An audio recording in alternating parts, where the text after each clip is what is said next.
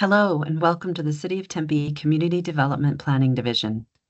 If you are applying for a use permit or use permit standard, this video will assist you in walking through the process for how to make an application. If you'd like to follow along with the video, type tempe.gov/planning in your URL browser. Once you get to the planning homepage, look to the left side of your screen on the column and look for Applications, Forms, and Permits, and click on this link. Note the blue square in the center of the page. This is our Citizen Access Portal. Don't click on the link right now, but this is how you will make your application online.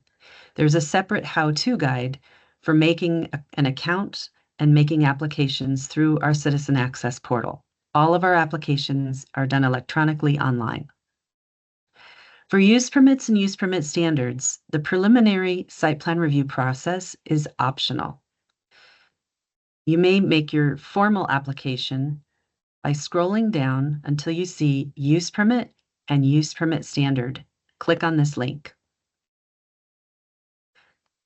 Double check the cover page to make sure you clicked on the right link. It should say use permit and use permit standard application. The second page of the PDF has a diagram that walks you through our process.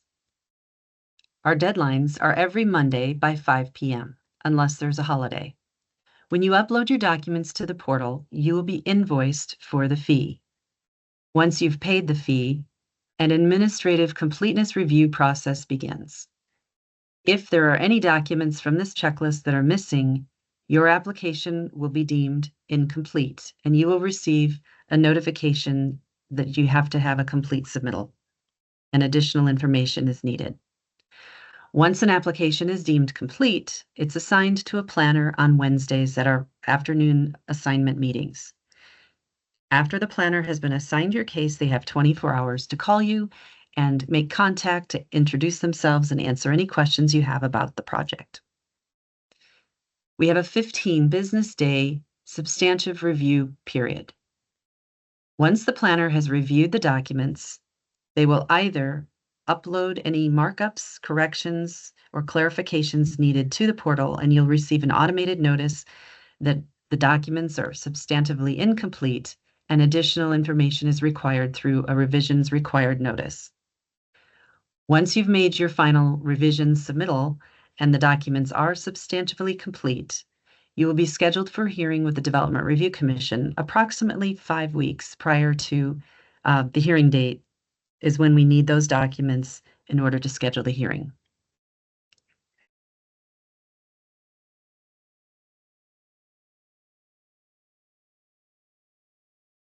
The fee for a use permit for a single-family residence is $642, or for a use permit standard, regardless of the number of use permits or use permit standards being requested.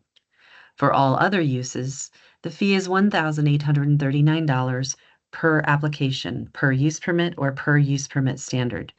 Please note these fees are illustrative of the 2025 fee schedule.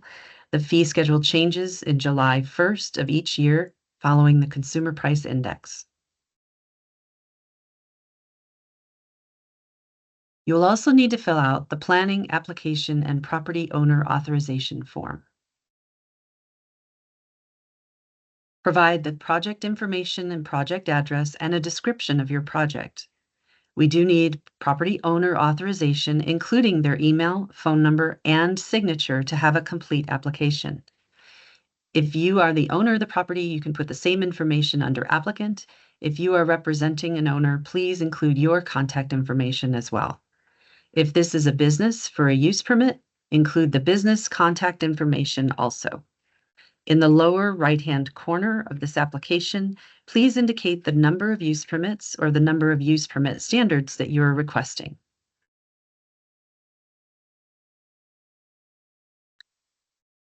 Next, you'll need to click on the Affidavit of Public Notification. This form needs to be reviewed, signed, and dated, and saved to include with your application. The ownership and tenant list is not required for single-family residences.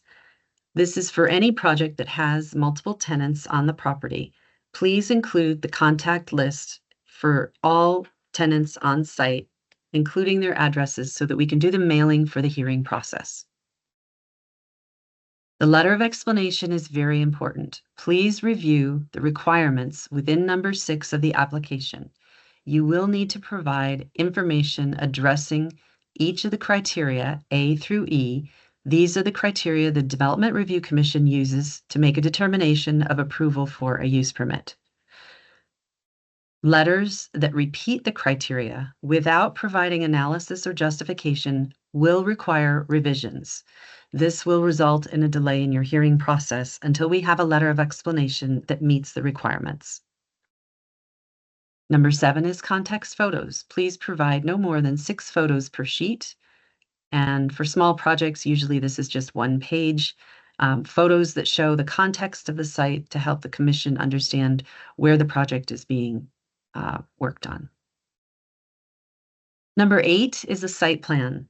All use permits and use permit standards require a site plan.